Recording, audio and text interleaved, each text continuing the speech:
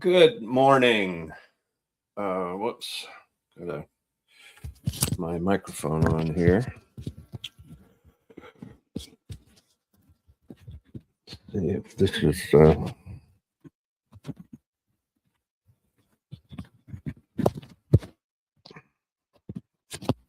Hopefully that's working. Let me check. Testing 1, 2. Yeah, it's working. So, good morning. My name is Michael, and I'm broadcasting from my garage located in St. Michael's Parish in the Pine Tree State's most powerful and divided city, Augusta, the political center of Maine. Every day I begin by imploring the assistance of God's Archangel of War, St. Michael. Please pray with me if you can. Read my notes, cross myself. All right. St. Michael, the Archangel, defend us in battle, be our defense against the wickedness and snares of the devil. May God rebuke him, we humbly pray. And do thou, O Prince of the heavenly host, by the power of God, thrust into hell Satan and the other evil spirits who prowl about the world seeking the ruin of souls. Amen. In the name of the Father, the Son, and the Holy Ghost. Amen. All right. Well, good morning. It's a little chilly in Maine here in my garage this morning. What is the temperature here? It's 42 degrees. Probably wouldn't be able to even do this without this space heater that I've got down here under my feet. So woke up early, excited to talk with you this morning. Lots going on, of course. There's always more going on than there ought to be, especially if you're plugged in to the internet. And I was thinking the other day about the fact that so many people are not. Probably should have taken time before the show to do a Google search or something to see how many people are actually not on the internet, or how many people actually don't have a smartphone, or because there's a lot of people. I don't think of it enough because I have been sort of a creature of the internet since it appeared, and so I'm all too painfully unaware of the fact that so many people are just not internet-y. They're not internet types. So right now, that's a very, very good thing, because if this technology is to be tamed, it's not going to be done. It's not going to be tamed by the technologists, I don't think. It's not going to be tamed necessarily by men like me, or men and women who are just, whose heads are just baked into everything it is that makes the internet a place where they can not just survive but thrive. And there are many people, right? Many millions, maybe tens of millions around the world who make their livelihood, who keep food on the table by interneting, and good for them, right? But that's not, by a long shot, that's not all 9 billion of us on Earth. And so what is going to fix the internet? What is going to keep us human? What institution does have not just the power, but the responsibility and the duty to fix this nightmare that we have been living into since this military invented by the military weapon called the internet was brought into our lives. We didn't just invite it into our lives. So many of us just jumped into it, wanted more of it, wanted more all the time, every day. Now we want more of it every nanosecond, right? Where we just can't, we don't think that humanity is going to survive without robots that are controlled by or that are thinking machines because of artificial intelligence. We're all in for that world. And I'm one of them. So I get it. And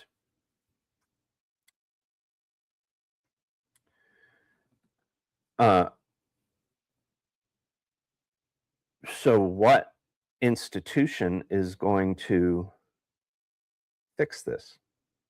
What global institution has the power and the responsibility to govern the internet? Well, that gives you the answer, right? It's either going to be fixed or it isn't going to be fixed by government, because it's their responsibility to fix it.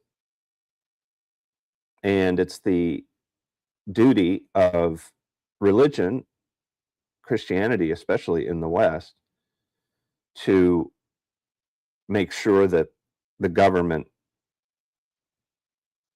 governs the internet in a human way, in a way that makes it into what it is in nature, which is merely a tool for communication, a tool for not control of humanity, but a tool to assist, to help, to better the human condition.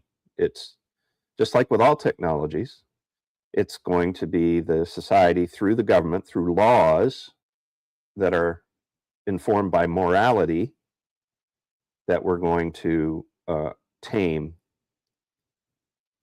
the internet. And this reality is one of the reasons that I feel so much patience toward my friend Tim Bodnar, who over the weekend got into a bit of a hair tangle with the main wire, with Big Steve Robinson, who decided to punch down, to quote Tim, punch down at Tim. Tim's kind of compared to the main wire, compared to Steve Robinson, Tim is a nobody in a sense. He's not. I mean, he has 30,000 followers on X, but X is not Facebook, right? Maine is very Facebook because Maine is so boomer.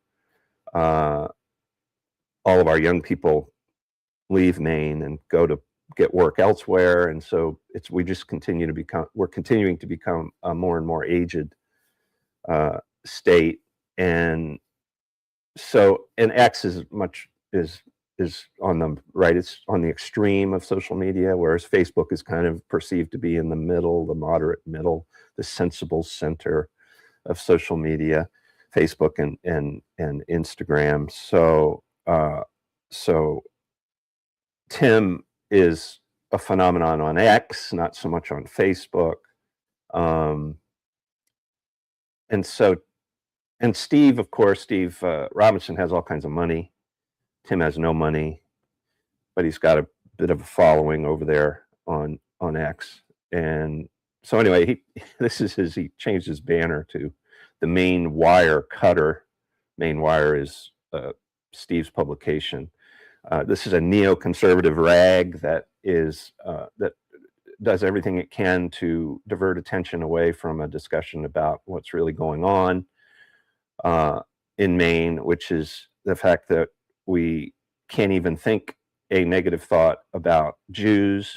And if you want to know who your real enemy is, then just ask yourself, who can't you criticize? And there's really only one group, especially now, that you can't criticize in Maine, and that's the Jews. And the reason that you can't think a negative thought about the Jews in Maine is because of men like Steve Robinson, because of very well-funded so-called conservative groups like the Main Wire.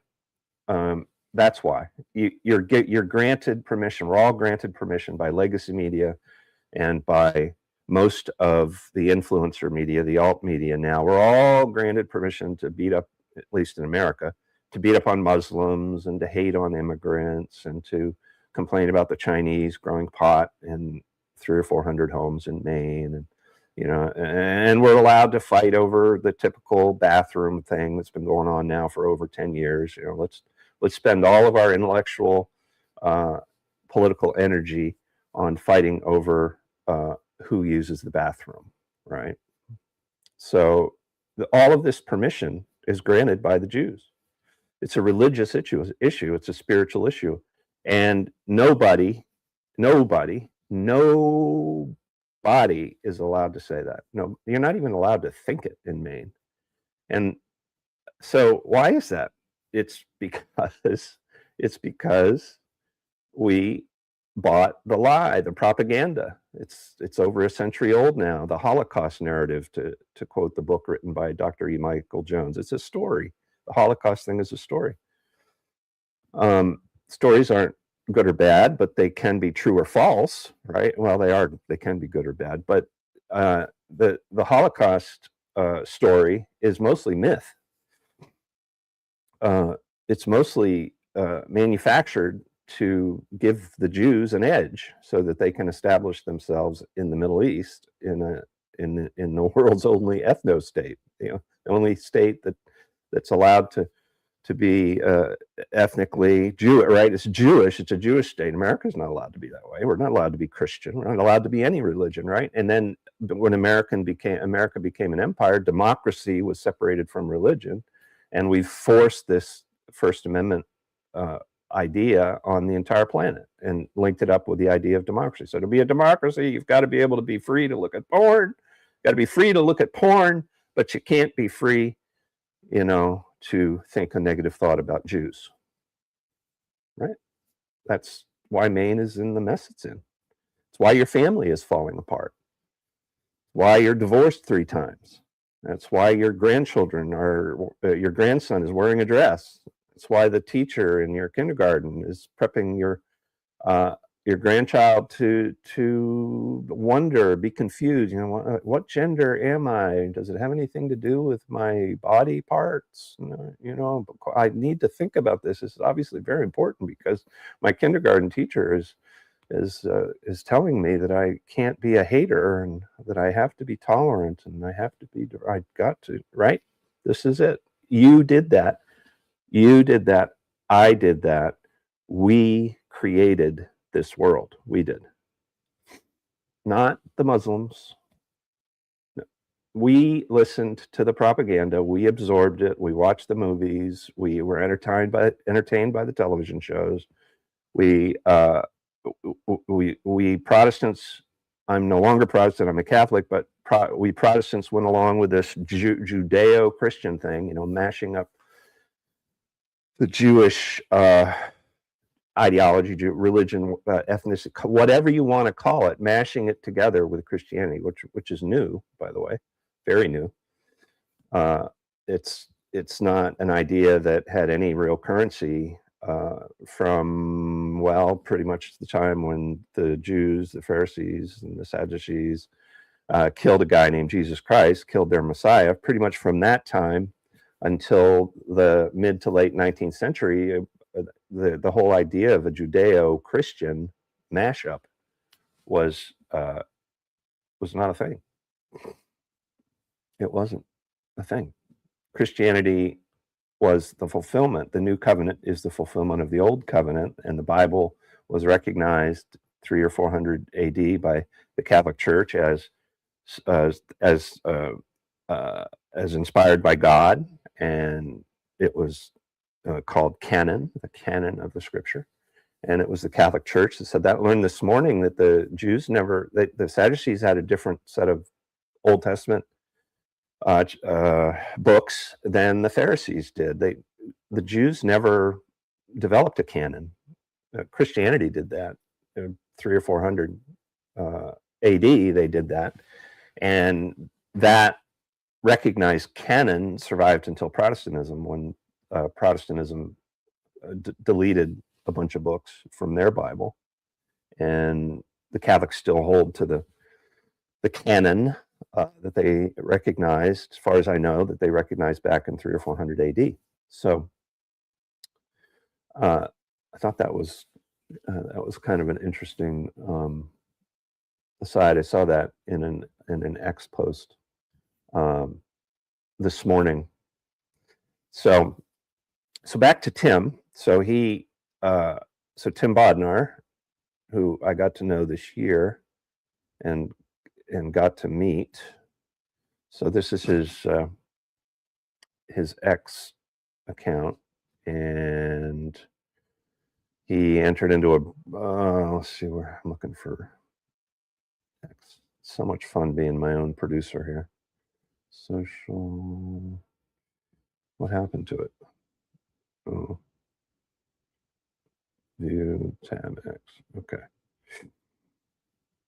there it is. Yeah, so I met Tim this year.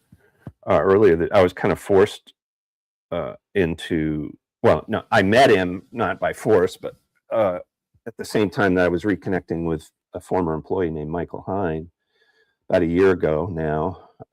We were getting together for pizza at a local eatery, and we had drifted apart since 2009 when I resigned from the Christian Civic League of Maine. And so we were reconnecting, and Tim was starting to get fired up right of center politics in Maine using X, and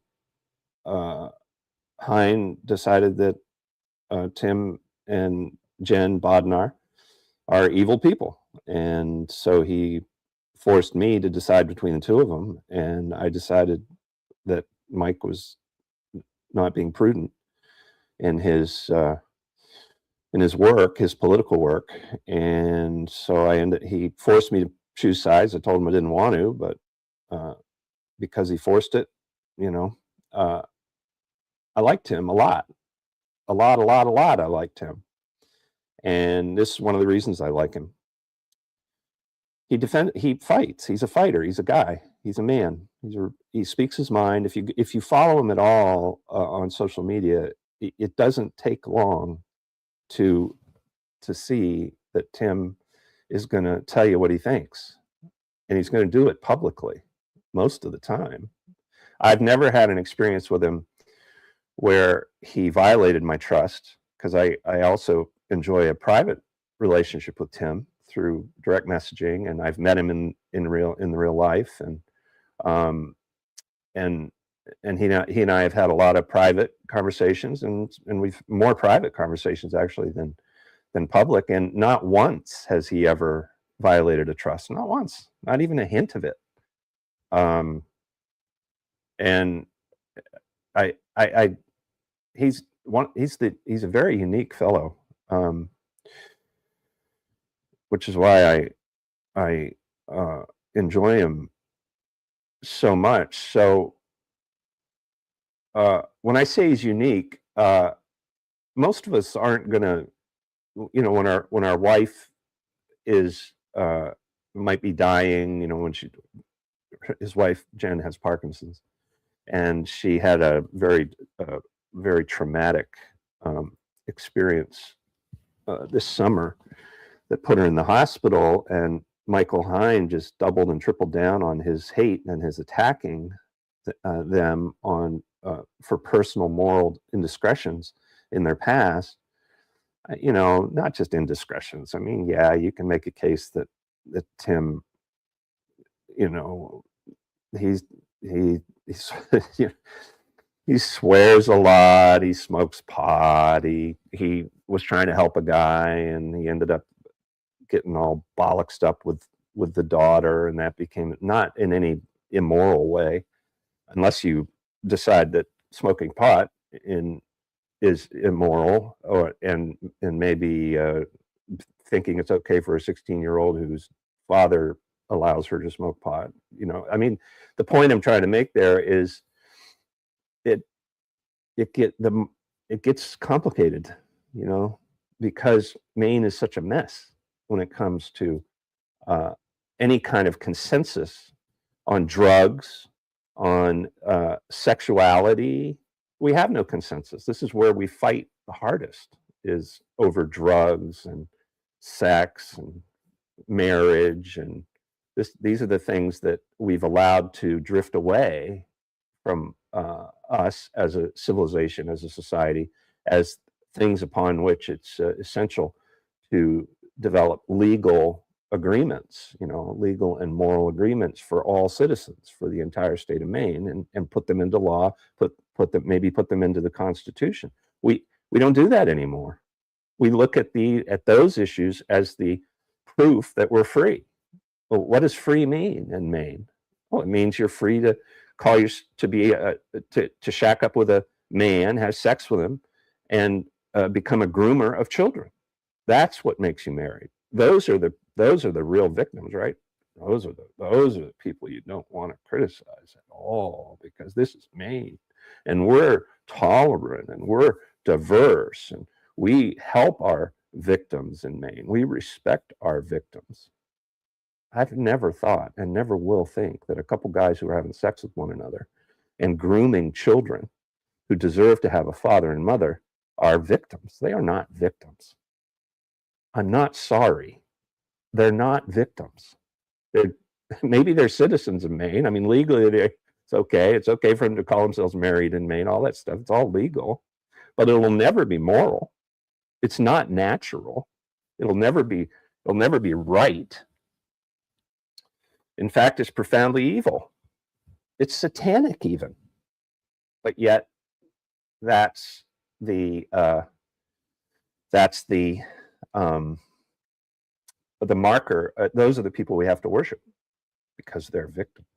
In this, Maine is really now, it's less a state. It's less a legal state, constitutional republic, than it is a cult of safety. It's a safety cult. Everything's got to be safe, especially for the kiddos, right?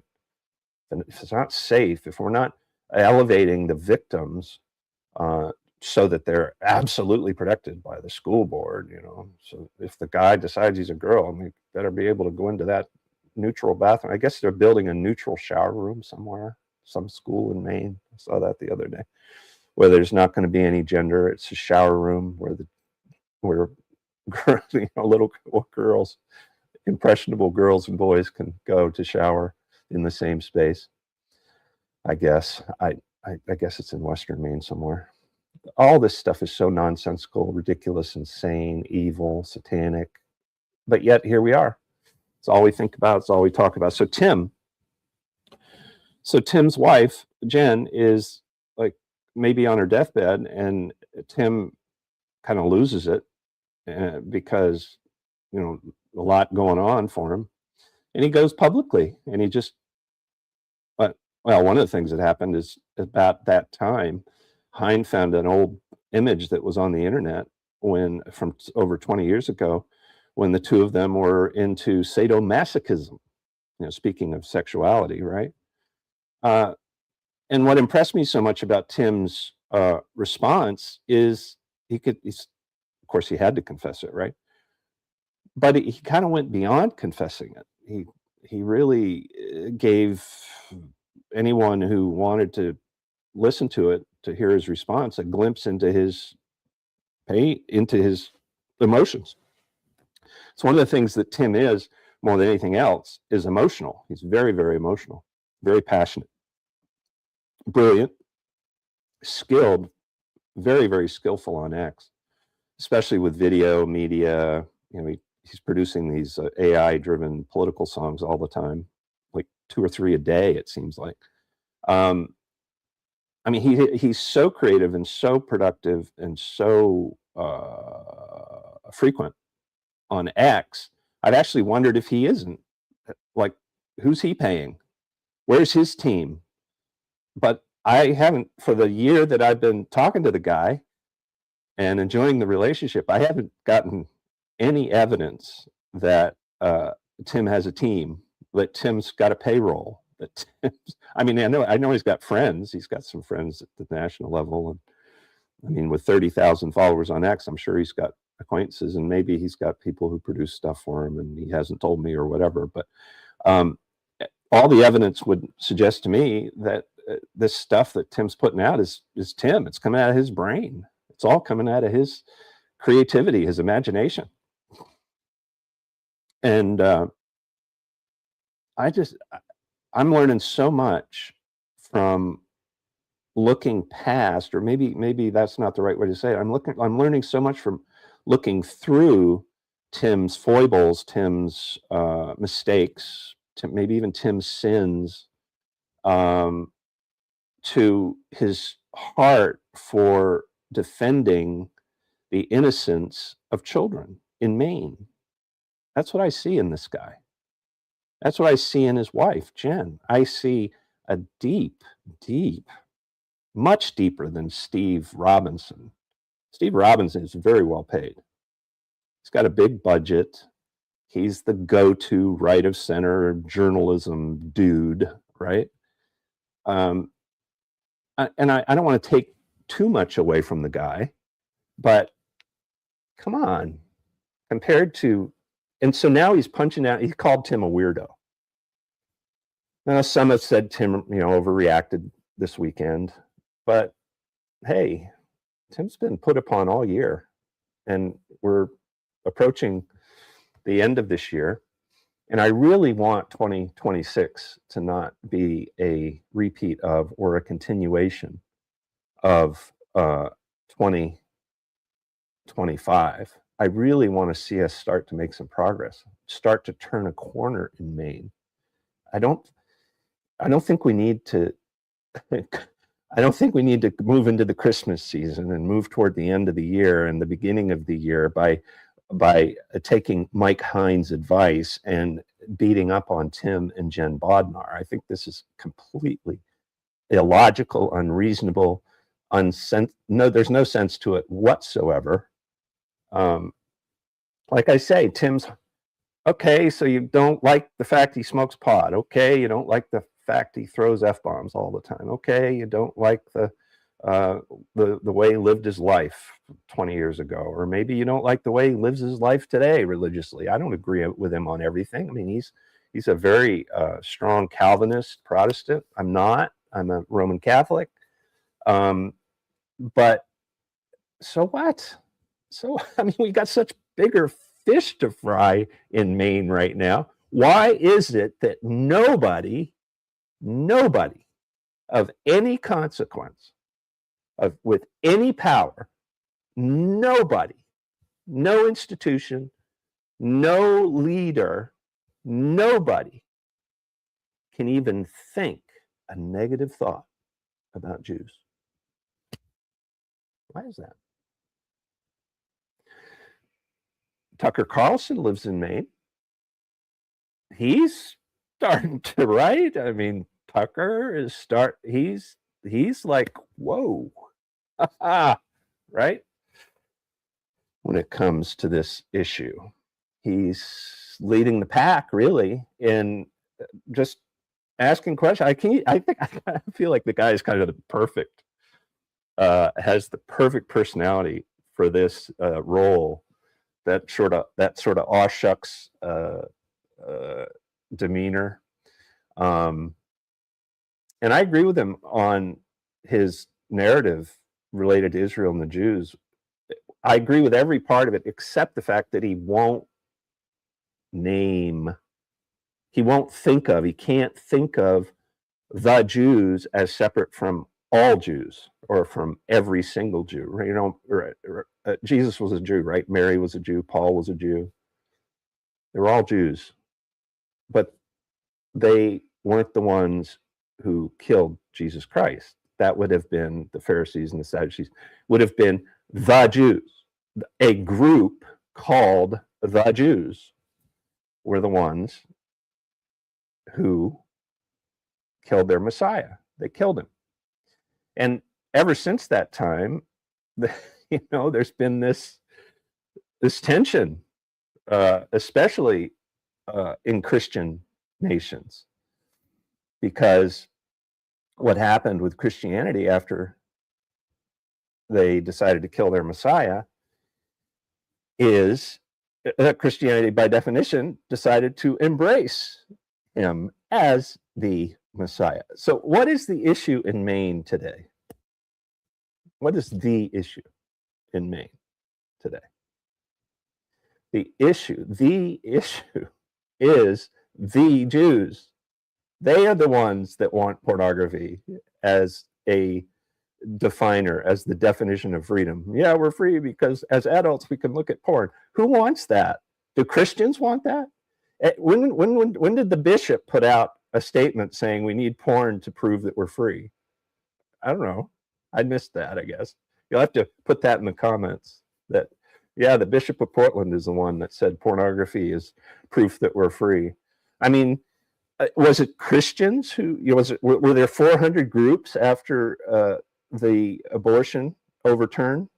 After abortion was overturned in America, Roe versus Wade was thrown out by the Supreme Court. Were there 400 Christian groups that came out and defended abortion as almost as a sacrament?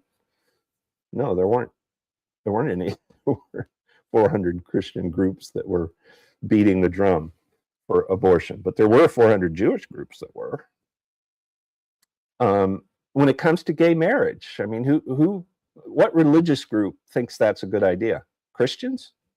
I mean, there's a bunch of liberal wacko Protestants, but they're dying. They're almost dead. Their churches are all being turned into houses now, being bought, and they're all closing.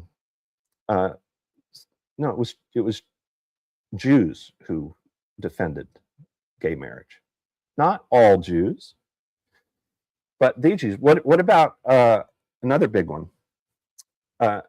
Charging interest on debt. Is it Christians that championed that over the last 200, 300, 400 years in the West? Was that Christianity? Was it the Roman Catholic Church?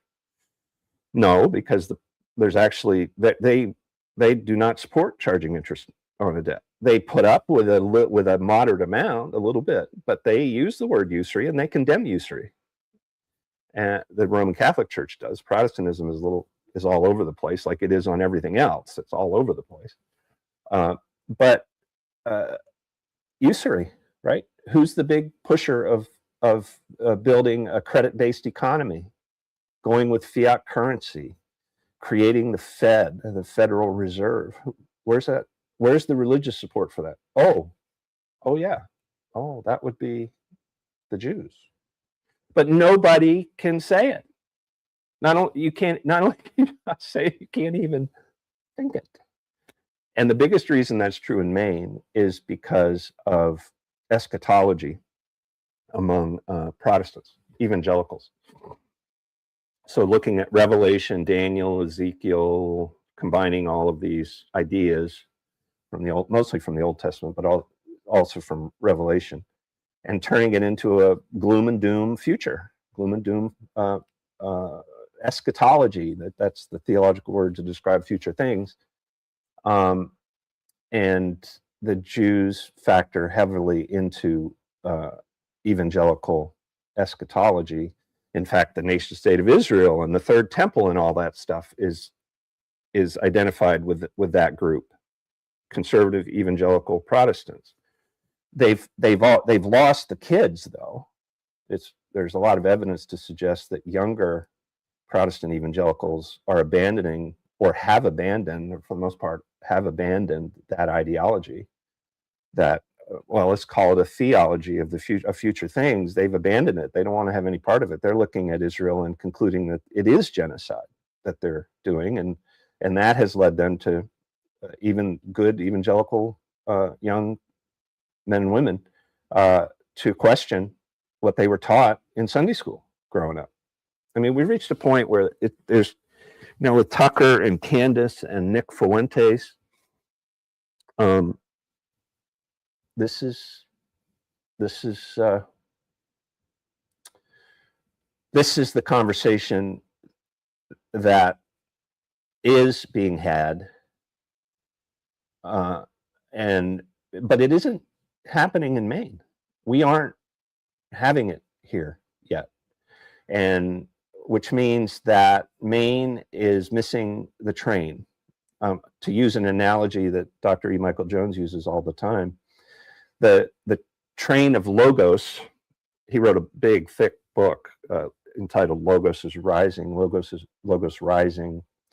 The train called Logos, which is reason, is leaving the station, and this happens throughout.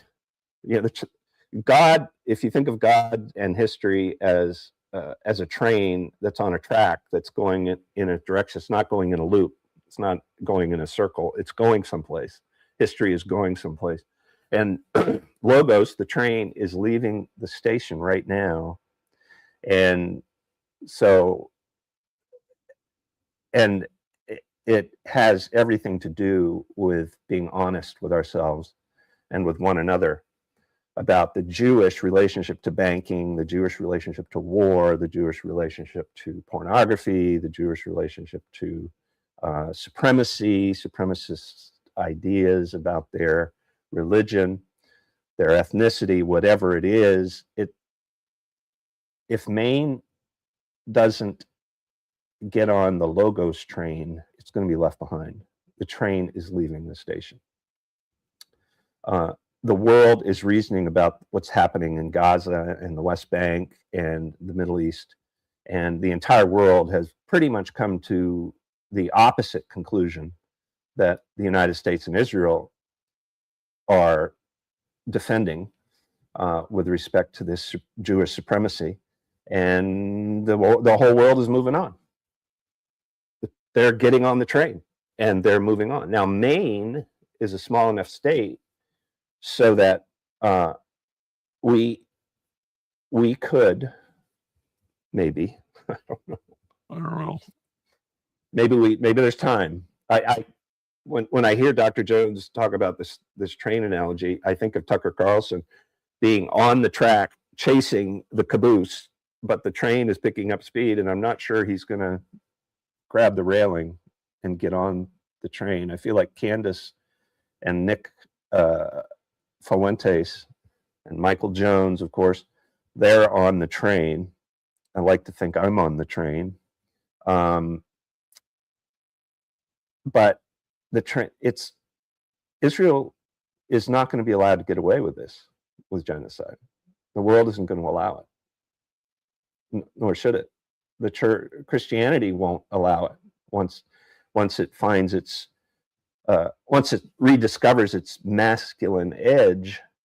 Christianity is, and that's what I like about Tim. Tim has that edge. He has that masculine edge, and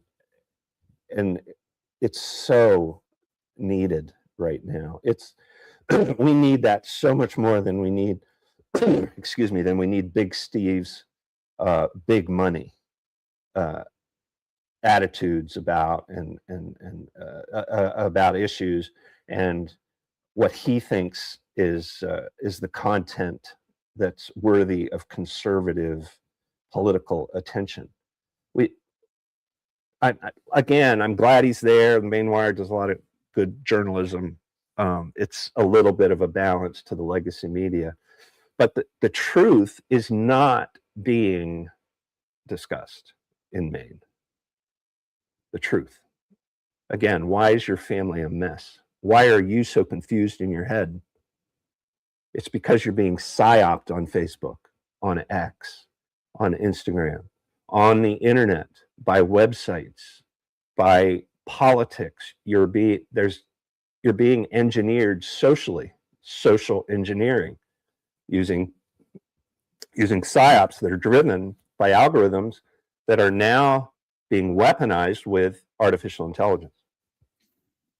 That's what you're dealing with. And what is the group that is all in with this, where there's no real criticism of it? There's no real stepping outside of it and looking at it and examining it from a philosophical, a moral and ethical perspective, where who's doing that? It is happening. Are the Jews doing it? No, they're not. The Jews are all in with building the singularity and building this techno insane, evil, satanic future. Now, that's not right every single Jew. I'm sure there's Jewish philosophers and there's Jewish thinkers and writers who are being critical. But as an institution, as a group, where is the criticism? Where is the philosophizing? Where is the deep thinking? Where is the questioning? Where is the courage going to come from to confront Elon Musk, to confront the vision that Peter Thiel is articulating through and bringing into action through his Palantir company? Where is that work being done, or where is it going to happen? And I would argue that in the West, it's going to happen. It's going to start most meaningfully within the Roman Catholic Church. Why do I say that? Not just because I'm Roman Catholic, but because this is a religious and spiritual issue we're talking about. It's not primarily political. It's spiritual, it's religious, it's moral, it's ethical, it's philosophical. It's going to include an institutional framework, an institutional reality related to religion. So in the West, what are the options? Protestantism has splintered and broken up into some over 40,000 different voices now in an institutional sense. Again, talking about the West, Islam is not so much a Western religion. It's more related, of course, to the Middle East, right? I've heard theologians, I'm not a theologian, I'm not a philosopher, I'm just a political activist, but I've heard them describe it as a heresy from Christianity. Because, of course, Christianity came along, in its institutional sense, it came along with probably Constantine, 300-400 AD, and then Muhammad came along in 600-700 AD. And there's a lot of sympathy, there's a lot of shared ideas between Islam and Christianity. But it's not institutionally Western like Christianity is when we're talking about religion. So which religious institution has the scaffolding to take this on? Well, I would argue it's either Rome is going to do it, either the Roman Catholic scaffolding is going to take it on and wrestle it to the ground. Take what on? This whole crisis we are now facing with Tucker and Candace and Trump and Israel and Netanyahu, this whole thing. Which institution is going to take this on and bring some kind of peaceable, some kind of mutual, perhaps, resolution institutionally? Is it going to be the universities? I think they'll play a role. I mean, schools, education. But since this is a religious issue, so this is a spiritual controversy, a spiritual and religious crisis for every single one of us, which institution is best situated to lead us toward something better, to lead us toward this linear history that to lead us to where God is going? I think it's going to be Rome. I think it's going to be priests and bishops and popes, and I think it's going to take some time. And I think it's already started. But Maine needs to get on the train because God's moving out. He's not going to wait.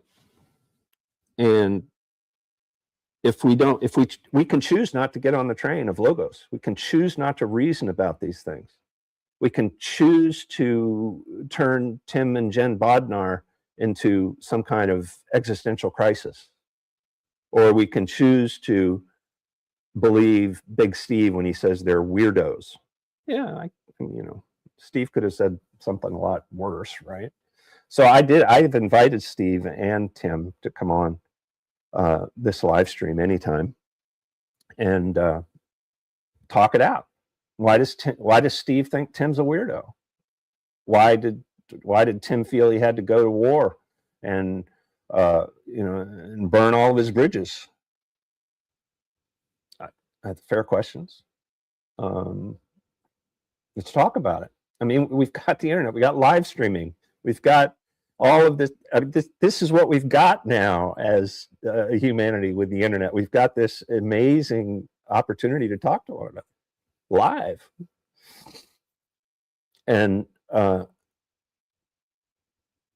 we need to stop abusing it. And I think the easiest way to abuse it is to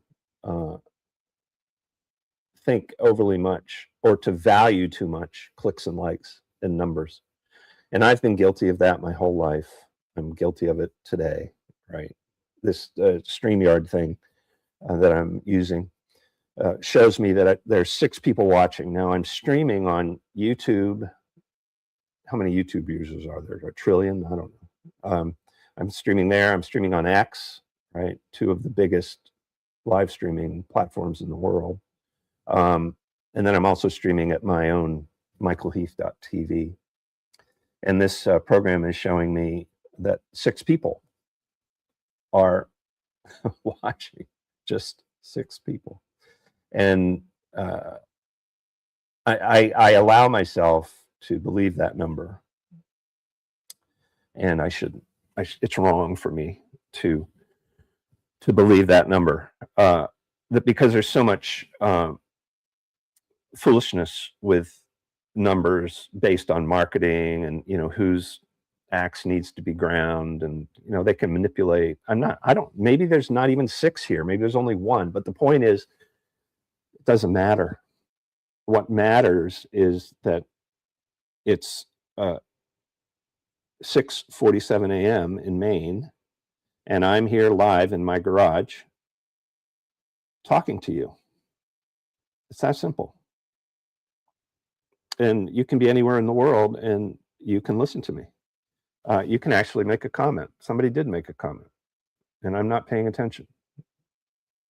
Oh, Shane Mitchell asked, who is, good morning, Shane. Sorry I missed your comment. You made that a little while ago. But appreciate you watching. And so, yeah, I'll put your comment up here. Look at that. Isn't this thing neat? Who is paying Big Steve, I wonder? Yeah, me too. I know one guy that's paying him. A wealthy Catholic donor who lives on Mount Desert Island. His name is Leonard Leo. I think that I'm almost absolutely certain that he's the largest donor to Big Steve, to that whole operation. I can't remember all the names, because Steve Steve produces the main wire, so he's kind of a journalisty guy, and he works for another guy, Matthew somebody, and that group. Back when I was the leader of the Christian Civic League in Maine, that group, which has a new name now, was sort of the economic side of the low tax economic side, and then I was the social, the anti-abortion, anti-sodomy, the social. I was the social guy at the Christian Civic League of Maine, and it's still pretty much that way. The Christian Civic League of Maine is funded to the tune of $500,000. It looks like somewhere around there a year, to make sure that you don't think negative thoughts about the Jews. And the other side of that, the economic side, low taxes. Let's talk about money all the time, or the Chinese, or the bathrooms, or the what else are we allowed to? I guess we're allowed China. Somalis. we're allowed to hate on Somalis and, you know, illegal immigrants. But don't you dare think a negative thought about the history, about Jews, about anything related to Jews. Don't you dare.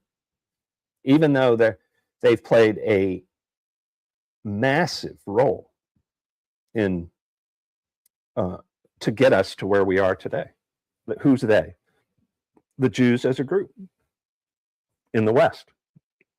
And when you start to look into it, you find out that this is not new. This conflict has been intense ever since the Pharisees and Sadducees killed Jesus. It's been intense ever since then. But it's like it went away in the late 19th century, and now, you know, we're going to give them a place to live in the Middle East, and everything's going to be hunky dory. Yeah, no, obviously not.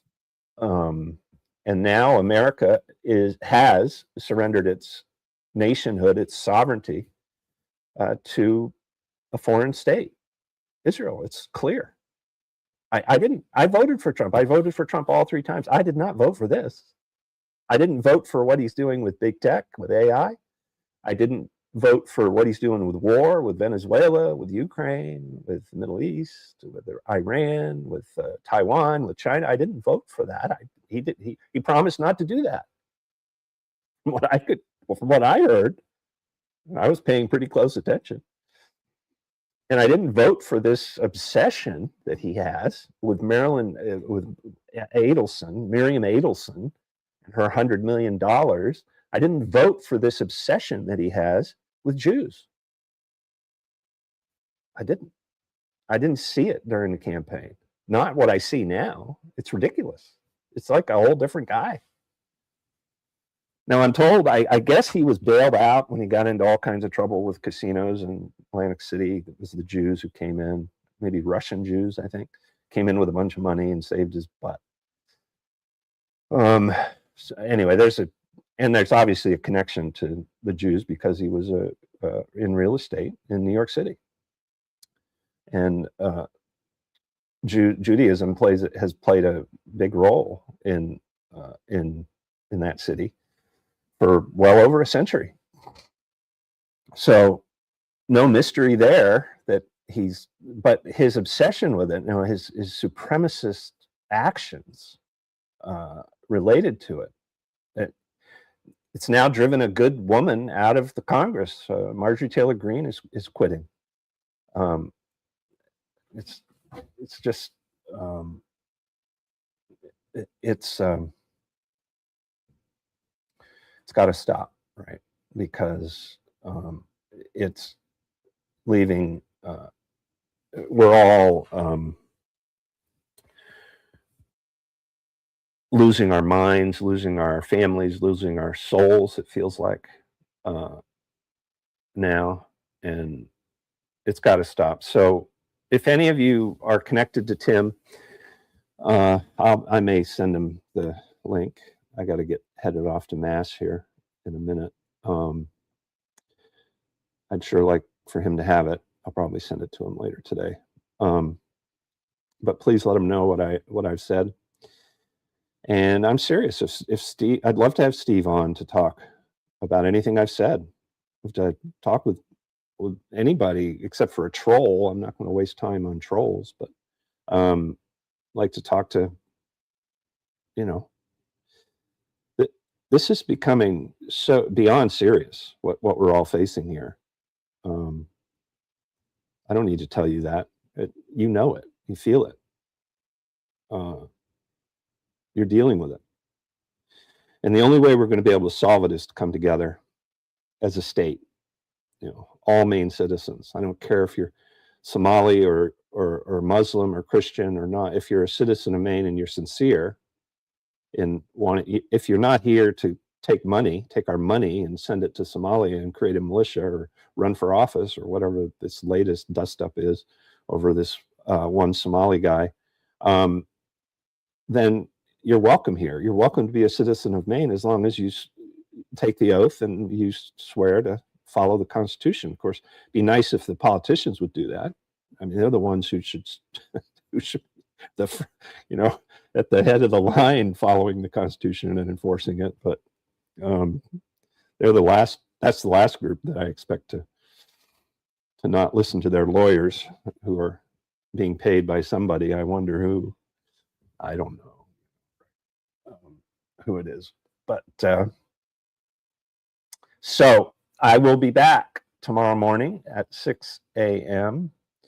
And I also am, I wrote a couple blog articles this morning. If you go to michaelheath.org, if you want to read those, I wrote about Bobby Charles, and I wrote about this issue with Tim Bodnar. So it's just at michaelheath.org, and then there's a bunch of old videos, these live streams at michaelheath.tv that can't be canceled by X or Facebook or YouTube.